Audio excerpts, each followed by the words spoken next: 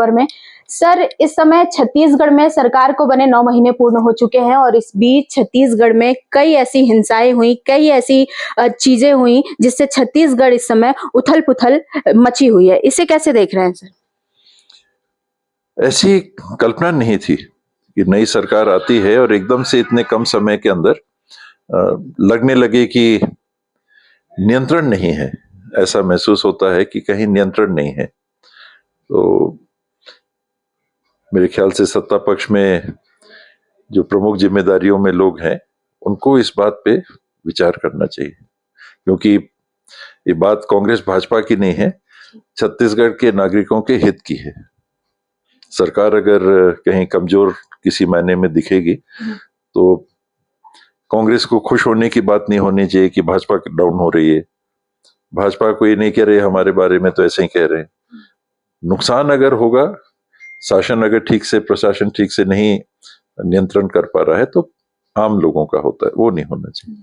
बलौदाबाजार की घटना होती है और उसके बाद अब कवर्धा की घटना। आप कल कवर्धा भी गए थे, क्या देखा, क्या हकीकत है और कैसे उसे बयां करेंगे? और उप मुख्यमंत्री विजय शर्मा जी भी वहां पर थे। हाँ, संयोग से उनका भी दौरा था तो उनसे भी भेंट मुलाकात हुई। मैंने अपनी ओर से यही उनसे कहा कि जिन्होंने गलती की है उनको दंड मिलना चाहिए, जांच करके कार्रवाई होनी चाहिए, दंड मिलना चाहिए।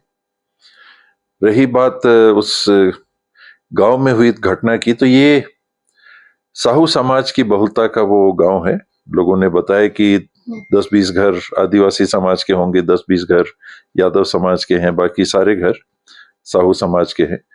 और 3 लोगों की जान गई इस घटना में। एक व्यक्ति पहले, शायद कचरू उनका पुकारू नाम है, उनको फांसी पे लटके पाया जाता है। दूसरे व्यक्ति जो उप सरपंच हैं रघुनाथ, उनके घर में गांव की ही भीड़ पहुंच जाती है, आग लगा देती है और घर में सिलेंडर फटते हैं, उनकी मृत्यु हो जाती है। और तीसरे व्यक्ति एक साहू समाज के ही, वो पुलिस हिरासत में उनकी रहते हुए मौत हो जाती है, जेल भेजा जाता है, उनकी मृत्यु हो जाती है। इसमें वहां जाके बात यही देखने को मिली कि ये 2 लोगों के बीच की, खसरू जिन्हें बुलाते हैं और रघुनाथ जो दोनों मृत हैं, इनके बीच में काफी संघर्ष गांव में कई सालों से चल रहा था। 15-20 साल से ज्यादा से चल रहा था।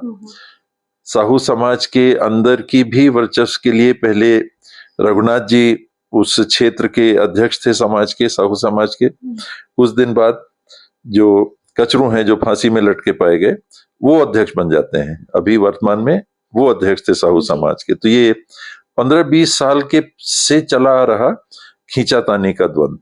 वहां जमीन के लेके झगड़े हैं, घास जमीन कहें या गौचर जमीन, लोगों ने बताया 72 एकड़ जमीन है, उसमें कब्जे को लेके बात की बात थी। रघुनाथ जो थे, उनके परिवार के लोग कब्जा कर रहे थे, तो ये जो कचरू थे इनके तरफ से लोग विरोध कर रहे थे, शासन के पास जा रहे थे। कहीं कुछ बुलडोजर भी चले थे, घर भी टूटे थे और भी बातें हैं जो इस माहौल में कहने की स्थिति नहीं है। आचरण को लेके शिकायतें आई हैं, गंभीर बातें आई हैं आचरण को लेके, लेकिन जो मृत हैं उनके बारे में बात करना उचित नहीं है इस अवसर पे। इस स्थिति में जो व्यक्ति फांसी, आत्महत्या करते हुए फांसी से लटके पाए जाते हैं, गांव वालों का कहना है एक कि पोस्टमार्टम इत्यादि के उपरांत उनके शरीर को दफनाने के लिए परिवार में शरीर को नहीं सौंपा गया। बिना परिवार को इत्तला दी, ना तो सूचना दी, ना बुलाया। एक उनका लड़का 9 साल का था, कहते हैं वो उपस्थित था। एक और व्यक्ति था जिनसे आज मैं जेल में मिल के आया, उनने कहा मैंने मिट्टी डाली, वो भी जेल में है, और दफना दिया गया। पूछने पे लोगों ने ये बताया कि 1-2 बजे के आसपास ये व्यक्ति घर से निकलते हैं, ये कह के निकलते हैं कि एक और कोई आए थे साहू समाज के, उन्होंने कहा कि दमो कोई स्थान है, वहां समाज की बैठक होनी है, तो बैठक के लिए चलना है। वो निकल जाते हैं और उसके बाद वापिस नहीं आए।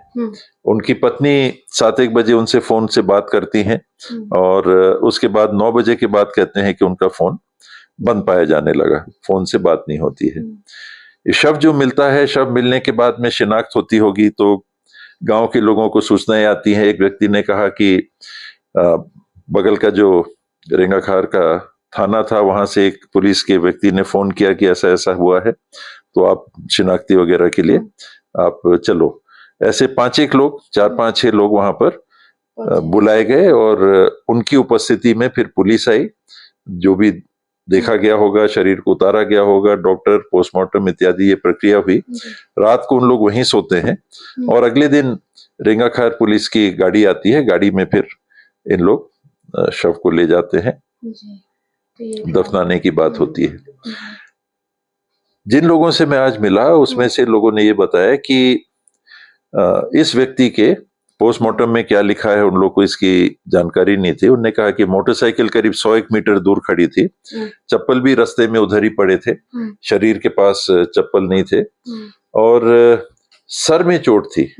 7 लोगों से मैंने आज बात की जो जेल में बंद हैं, तो उसमें से 3 लोगों ने बताया कि व्यक्ति के सर पे चोट थी।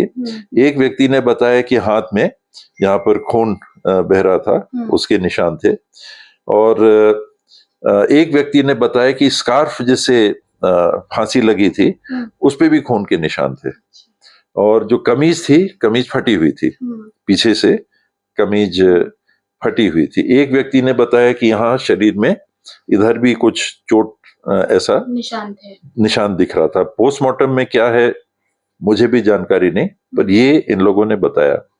ये 5 लोग कम से कम जेल में बंदी हैं जो पूरे दिन, जब गांव में ये आगजनी की घटना हो रही थी, वो शव के साथ थे। तो उनको किस बात के लिए बंदी बनाया गया ये समझ, जो कार्रवाई हुई, आपने पूछा कि स्थिति क्या है, तो एक फांसी में लटके हुए व्यक्ति, उसके संदर्भ में दाह संस्कार के प्रश्न और शरीर में और चोट होने की बात, 2 पोस्टमार्टम हुई, एक बार डॉक्टर आए, पोस्टमार्टम हुआ, फिर एक और डॉक्टर आए, फिर उन्होंने कुछ लिखा और फिर इस दरमियान भीड़ उग्र होती है और उग्र भीड़ रघुनाथ इनके घर पे हमला करती है।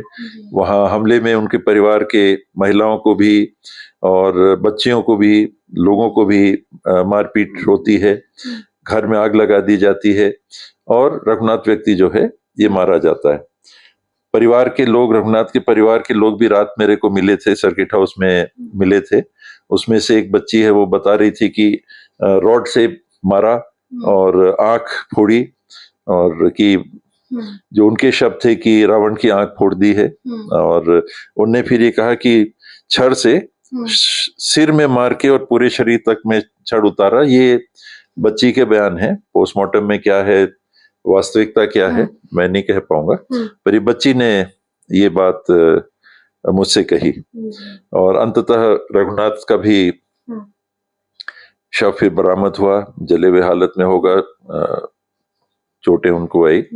ये दूसरी घटना हो गई।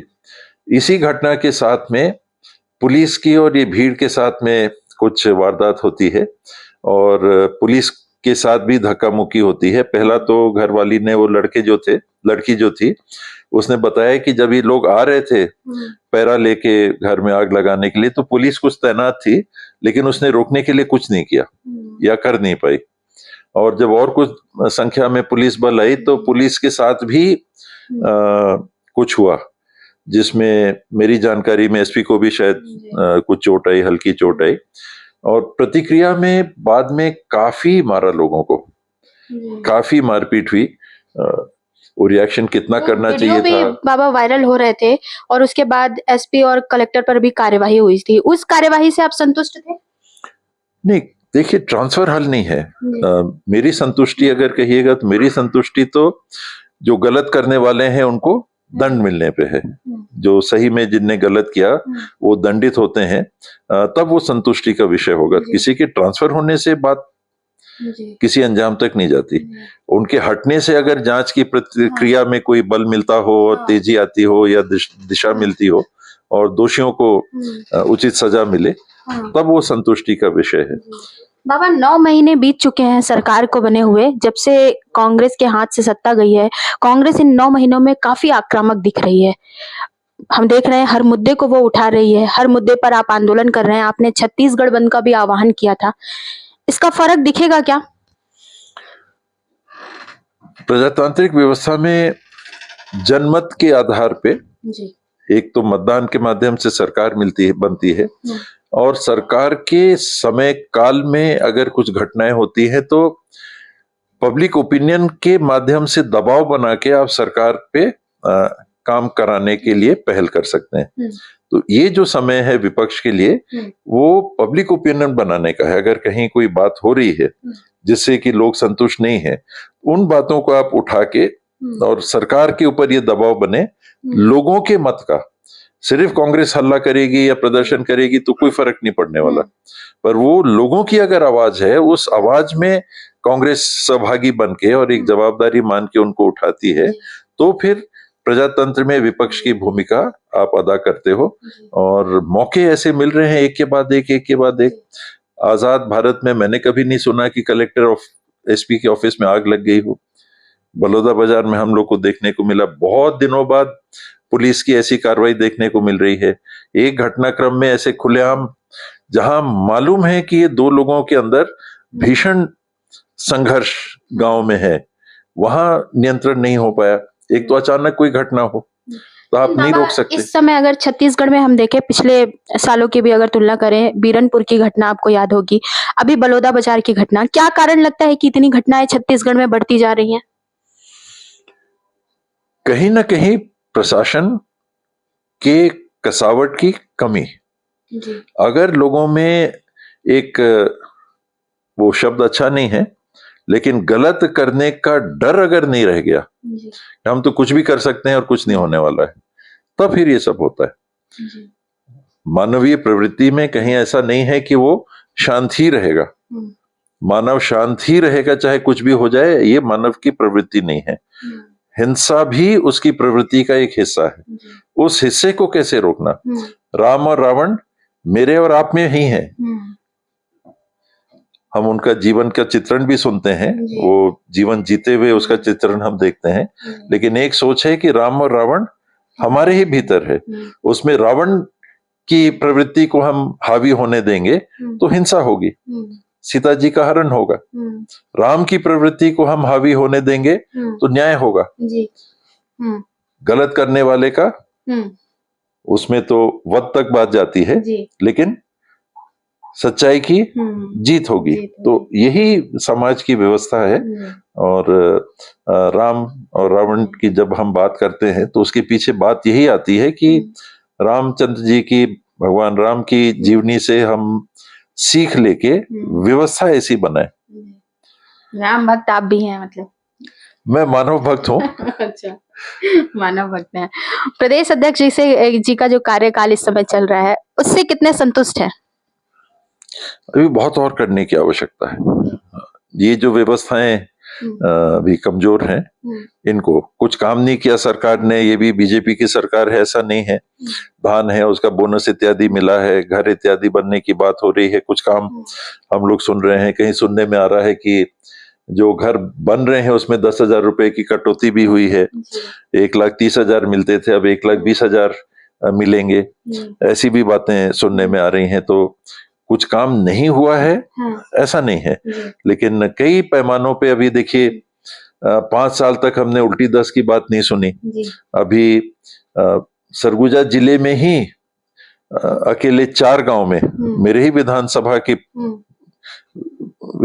क्षेत्र के 3-4 गांवों में उल्टी दस्त की घटना हो गई। और अंबिकापुर से 4 किलोमीटर दूर जगदीशपुर गांव है, वहां उल्टी दस्त की घटना में आज ही एक व्यक्ति की मृत्यु हो गई। उसके पहले चैनपुर में 4-5 लोगों की मृत्यु हो चुकी थी। लोगों ने बताया 7 लोगों की हुई, लेकिन रिकॉर्ड में मान लीजिए 5 लोगों की है। तो ये तैयारी का अभाव बताता है। उल्टी दस्त हो रहा है तो इसमें आप वहां पहले व्यवस्था करके, और अंबिकापुर मेडिकल कॉलेज से 4 किलोमीटर दूर उपचार की स्थिति हम अगर उपलब्ध नहीं कर पा रहे हैं तो कहीं ना कहीं इस कमी को, बस्तर से भी वैसे ही बात आई, यहाँ से भी वैसे ही बात आई, दूसरे क्षेत्र से भी ये बातें आ रही, तो ये सोचनीय विषय, प्रशासनिक कमी की ओर इंगित करता है। कांग्रेस में बदलाव का भी समीकरण बनता हुआ दिख रहा है और सुर्खियां भी रहती हैं अक्सर कि छत्तीसगढ़ कांग्रेस में बदलाव देखने को मिल सकता है। उसमें एक नाम आपका भी रहता है कि प्रदेश अध्यक्ष हो सकता है आप हों। मेरा सौभाग्य इतना ही है कि नाम आता रहता है, 2.5 साल में भी आया और चीज में भी आया। अच्छा, उसमें सच्चाई थी क्या?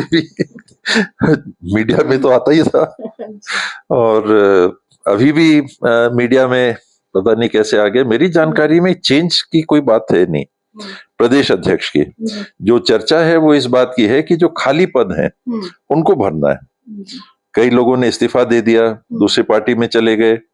जिला अध्यक्ष 4 चुनाव के पहले से ही पद खाली थे। मुंगेली का मेरे को ध्यान है, रायगढ़ का, 2 और जिले हैं, कम से कम 4 जिले में जिला कांग्रेस के अध्यक्ष के पद खाली हैं।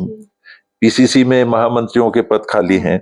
इसमें ये भी विचार हुआ कि कुछ ज्यादा समय से अगर लोग हैं और या उतने सक्रिय नहीं है तो उनमें भी कुछ बदलाव किया जाए। तो ये बदलाव की बात मेरी जानकारी में है। बाबा, आपने इस्तीफे का जिक्र किया और देश में चर्चा है 1 नेशन 1 इलेक्शन। क्या लगता है आपको, इससे हॉर्स राइडिंग, इस्तीफे की जो ये तमाम चीजें आती हैं, इससे कम हो पाएंगी क्या? क्योंकि इसका समर्थन तो बीजेपी कर रही है। इसमें बीजेपी केवल ये चाहती है कि जानते हुए कि ये कानून पास नहीं हो सकता क्योंकि उनके पास संख्या नहीं है। संविधान के संशोधन के लिए आपको 2/3 मत चाहिए पार्लियामेंट में और राज्यसभा में, उनके पास 2/3 नहीं है। जानते हुए वो ऐसा पहल कर रही है कि देखो हम तो कुछ अच्छा करना चाह रहे हैं, ये हमको नहीं करने दे रही। इसमें और कोई खेल नहीं है। और इसके तर्कों को अगर आप देखते हैं तो सबसे बड़ी कमी किस बात की है? संविधान कहता है कि 5 साल तक चुनी हुई सरकार को काम करने का अधिकार है और 5 साल पूरे होने के पहले दोबारा चुनाव होंगे। 5 साल पूरे होने के बाद फिर 5 साल के लिए सरकार बनेगी। अभी तर्क क्या दिया जा रहा है कि 1952 से 1967 तक तो 1 नेशन 1 इलेक्शन चला। तो 1 नेशन 1 इलेक्शन कभी भी संविधान में नहीं था। संविधान में इलेक्शन था। जब इलेक्शन चालू हुआ तो 1952 में लोकसभा का भी और विधानसभाओं का भी एक साथ हुआ। और अगर कोई सरकार इस बीच में नहीं गिरी 5 साल पूरा होने के पहले तो वो चलता रहा। अंतर किस बात का है? कानून ये नहीं था कभी भी 1 नेशन 1 इलेक्शन। कानून ये था कि 5 साल तक सरकार चलेगी, एक चुनी हुई सरकार, लोगों ने जिसको चुना ताकि 5 साल उनको मिले काम करने के लिए। अब इन लोग क्या कह रहे हैं कि 5 साल के पहले अगर कोई सरकार गिर जाती है तो 1 नेशन 1 इलेक्शन को लक्ष्य मानते हुए वो कह रहे हैं कि अब जो सरकार आएगी वो शेष पीरियड के लिए आएगी। कि 5 साल के लिए चुनी गई, 1 साल बाद गिर जाती है तो अब अगली सरकार को संविधान के अनुसार 5 साल का मौका नहीं मिलेगा, 4 साल का मौका मिलेगा। 2 साल बाद गिर जाती है सरकार तो 3 साल का मौका, 3 साल बाद गिर जाती है तो 2 साल का मौका, 4 साल बाद गिर जाती है तो 1 साल का मौका। अब इतने समय के अंदर कोई भी चुनी हुई सरकार 5 साल के लिए भी चुनी जाती है। मैं भी सरकार का हिस्सा बनने का मुझे भी सौभाग्य मिला। मुझे 5 साल कम लगे। 5 साल में भी उतना ही किया जा सकता है। अब उसको आप कह दोगे कि नहीं 2 साल तक ही आपको मौका मिलेगा, तो जो सरकार नहीं चला पाया उसका खामियाजा किसको भुगतना पड़ेगा? जो अगले बार चुन के आएगा। तो ये बिल्कुल गलत है। लोगों को जो तर्क दिया जा रहा है, मानो ऐसा दिया जा रहा है कि बड़ी तार्किक बात की जा रही है कि 1 नेशन एक साथ क्यों नहीं इलेक्शन होने चाहिए, पहले भी होते थे। पहले कभी भी 1 नेशन 1 इलेक्शन का संवैधानिक कानून नहीं था। कानून एक था कि जो चुन के आएगा उनको 5 साल तक सरकार में रहने का अधिकार होगा। 5 साल से ज्यादा नहीं, 5 साल तक भी नहीं, 5 साल अधिकतम। आप उसके पहले गिर गए तो आप चुन के आए और दूसरे दिन गिर गए तो बाहर। ये गारंटी नहीं थी कि 5 साल की सरकार होगी और ये गारंटी थी कि 5 साल से ज्यादा की नहीं होगी। तो अब ये जो करना चाह रहे हैं, लोगों को भ्रमित भी इस बाबत कर रहे हैं कि ऐसा होगा वैसा होगा, समय बचेगा, गवर्नमेंट चलेगी। गवर्नमेंट कैसे चलेगी जो 1 साल के लिए चुनी जाएगी? 2 साल के लिए 6 महीने तो हम अभी बात कर रहे हैं। आपने प्रश्न किया कि 9 महीने हो गए सरकार को, काम कैसा हो रहा है, और हम लोग को लग रहा है कि 9 महीने में अभी भी पांव जमाने की ये कोशिश कर रहे हैं। तो 2 साल की सरकार क्या करेगी 5 साल की जवाबदारी पूरी? लोगों को सही तर्क ना देकर एक लुभावना नारा सा दे दिया, 1 नेशन 1 टैक्स, 1 नेशन 1, अब 1 नेशन 1 पार्टी, 1 नेशन 1 रिलीजन। मतलब ये भ्रम फैला रहे हैं। बिल्कुल भ्रम फैला रहे हैं, क्योंकि सही चीज नहीं बता रहे हैं कि 1 साल भी सरकार चलना पड़ेगा। सही चीज क्या है कि हर नई चुनी हुई सरकार को 5 साल तक काम करने का अधिकार संविधान देता है। संविधान देता है, मिलना चाहिए तो एक सोच हो गई। हाँ, संविधान ये तो संविधान ने तय कर रखा। आप इस संविधान को भंग करके, इस संविधान के व्यवस्था को भंग करके आप नई व्यवस्था देश के ऊपर और मतदाताओं के ऊपर थोपना चाहते हैं कि नहीं, चुनाव जरूरी है 5 साल में होना, सरकार 5 साल तक चलना ये जरूरी नहीं। ये गलत है। बाबा, मोदी जी के साथ आपने कई मंच साझा किए और उन्होंने भी तारीफ करने में वो कहीं नहीं चूके, लगातार आपकी तारीफ करते रहे। लेकिन उस समय देखा गया, आप उस समय मंत्री भी रहे, लेकिन आवास योजना को लेकर आप आवाज बुलंद करते रहे, लेकिन केंद्र का केंद्रांश और राज्यांश, इसमें आपसी जो सहमति है वो नहीं बन पाई और उसकी वजह से आवास का मुद्दा बना का बना रह गया। लेकिन इस समय सरकार ने 18 लाख आवास के लिए स्वीकृति भी दी है और अब कुछ हद तक जो है लोगों को किस्तें भी मिल गई हैं। कल ही जब कवर्धा में उप मुख्यमंत्री जी से बात हो रही थी तो ये भी बात सामने आई और वो बता रहे थे कि वो रिकॉर्ड जब दिखवा रहे थे तो पिछले कार्यकाल के समय के मेरे ख्याल से उन्होंने 7,99,000 का कुछ आंकड़ा बताया। लगभग 8 लाख मकान जो बनने थे वो नहीं बन पाए थे। और इसमें हुआ ये था कि केंद्र सरकार ने अपना अंश दिया था, फिर वापस ले लिया, क्योंकि राज्य सरकार को अपना हिस्सा जुटाने में देरी हो रही थी। हम लोगों ने पत्र भी लिखा था कि इसको वापस मत लीजिए, आपने ले लिया है, इसको वापस हमको दे दीजिए। हमने बैंकों से बात कर ली है और बैंकों से बात करके जो रेट ऑफ इंटरेस्ट वगैरह उसके लिए नेगोशिएशन चलते हैं कि सबसे उचित ब्याज दर जो बैंक देगा उससे हम लोन लेंगे। ये प्रक्रिया करीब करीब पूरी हो गई है, लेकिन वो पैसा फिर आया नहीं। और राज्य सरकार अपने, ये सही है कि राज्य सरकार उस समय अपना हिस्सा बैंक से लोन लेके जो उसको देना था वो नहीं कर पाई थी। तो इसमें हम आपके पीछे इस्तीफे रह का गए। कारण भी यही था? हाँ, एक कारण मैंने उसमें। अभी आप संतुष्ट हैं सरकार ने जिस प्रकार आवास को लेकर कार्य? ये रूटीन काम है, कोई ऐसा काम नहीं है कि नया कुछ है, रूटीन काम है। बल्कि इसमें अभी ये सुनने में आ रहा है कि शायद 10,000 कम मिल रहे हैं। मैंने बोला कि कोई आदेश ऐसा सरकार ने निकाला हो तो बताइए, फिर हम लोग उस पर पहल करें। तो संबंधित अधिकारी जो हैं वो कह रहे नहीं, आदेश नहीं है, हमको मौखिक बोला गया है कि पहली किस्त आएगी 40,000 की, दूसरी किस्त आएगी 60,000 की, तीसरी किस्त आएगी 20,000 की। तो 40, 60, 100 और 20, 120, तो 1,20,000 मिलेंगे। जबकि पहले वो बता रहे थे कि पहले मिलता था 25,000, फिर 40,000, फिर 40,000, फिर 25,000। तो 25, 25, 50, 40, 40, 80, 130। तो ये छत्तीसगढ़ भर से ये खबर आ रही है कि ऐसा कहा गया है कि 3 किस्त में 40, 60, 20 ये राशि उपलब्ध होगी मौखिक तौर पे। क्योंकि जब मैंने कहा कि बताइए कोई ऑर्डर है तब तो हम पहल करें, तो अभी तक किसी ने ऑर्डर नहीं दिखाया, लेकिन कहा कि नहीं, हमको कहा गया है कि ऐसा होगा। तो ये उचित नहीं होगा, क्योंकि जो 1,30,000 मिलता रहा पहले, और उसके अतिरिक्त आपको शौचालय के लिए राशि मिलती रही, और इसी के अंदर मनरेगा से अगर मजदूरी का जो अंश रहता था 100 कुछ दिन में भी भूल रहा हूँ, 100 कुछ दिन की मजदूरी भी इसमें जुड़ी रहती थी। तो वो सब के बाद राशि अगर कम हो रही है, मनरेगा डेज तो उतनी है, मजदूरी बढ़ गई है, पहले 164 रहा होगा, अभी 200 कुछ हो गया होगा, पर वो रुपए में नहीं तोला रहा है, वो रुपए की गिनती नहीं है, वो इतने मैन डेज की गिनती है। तो राशि में अगर कमी आई है तो वो सरकार को ठीक करना चाहिए। अभी तो महंगाई बढ़ी है। समय की कमी है। एक सवाल मैं और लूंगी आपसे देश के लिए। अभी देश के अलग अलग हिस्सों में चुनाव हो रहे हैं। हरियाणा में भी चुनाव है, कश्मीर में भी चुनाव है, झारखंड में भी होने वाला है, दिल्ली में भी है। आज प्रधानमंत्री नरेंद्र मोदी जी ने एक बयान कहा है, हरियाणा की जनता को वो संबोधित कर रहे थे। उन्होंने कहा कि जिस पार्टी का हाईकमान जो भ्रष्टाचारी हो तो नीचे के लोगों को लाइसेंस मिल जाता है, और ये सीधा उन्होंने कांग्रेस पर आरोप लगाया है। वो इलेक्टोरल बॉन्ड्स को भूल गए।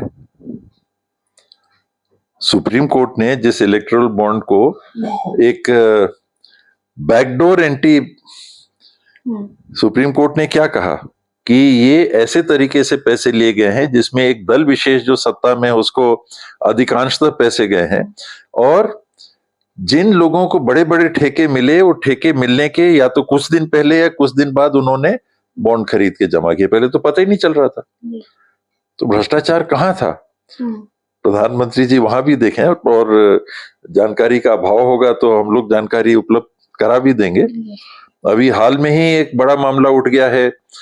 एक कंपनी को राजस्थान और महाराष्ट्र में बड़ी मात्रा में सौर ऊर्जा और कोयले के आधारित ऊर्जा के खपत का 11,000 से ज्यादा मेगावाट का टेंडर मिलने के, जिसमें 1,000 करोड़ से ज्यादा का सीधा सीधा नुकसान पब्लिक के ऊपर, अतिरिक्त भार बिजली बिल का, महंगी बिजली खरीदनी पड़ेगी 25-30 साल का। तो कितने गिनाएंगे? मैं तो एक सबसे ताजा उदाहरण दे रहा हूं जो अभी शायद एक राज्य में टेंडर हुआ है, दूसरे राज्य में होने वाला है। बाबा, हरियाणा और कश्मीर में क्या स्थितियां दिख रही हैं? कांग्रेस की शैलजा जी एक तरफ नाराज चल रही थी, प्रदेश प्रभारी भी रही वो छत्तीसगढ़ की। शैलजा जी काम कर रही हैं और करेंगी।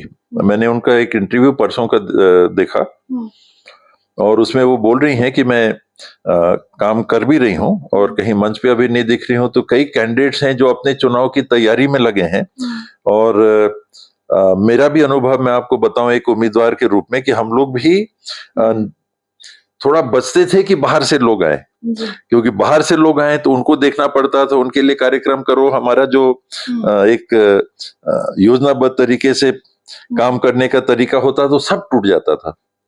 स्टार प्रचारक आ रहे हैं तो ये आ रहे हैं, वो आ रहे हैं, तो उनकी व्यवस्था भी देखो, थोड़ा अवभगत भी होता है कि मेहमान भी हैं, उनकी मीटिंग भी कराओ, कार्यक्रम भी कराओ, सारी व्यवस्थाएं टूटती हैं। ये उन्होंने कहा। साथ में उन्होंने ये भी कहा कि मेरे खून में कांग्रेस है। मेरे पिताजी कांग्रेस के पीसीसी के प्रेसिडेंट रहे, और जब उनकी मृत्यु हुई तो कांग्रेस के झंडे में लपेट के उनके शरीर को विदाई दी गई। मैं 28 साल की उम्र में कांग्रेस की सांसद बनी, 5 बार सांसद बनी, 3 बार अंबाला से, 2 बार सिरसा से। मंत्री के रूप में काम करने का मौका 1992 से मेरे को मिला। पीसीसी की प्रेसिडेंट रही। रग में मेरे कांग्रेस का खून है। मरने के बाद मेरा भी शरीर कांग्रेस के झंडे में लिपट के जाएगा।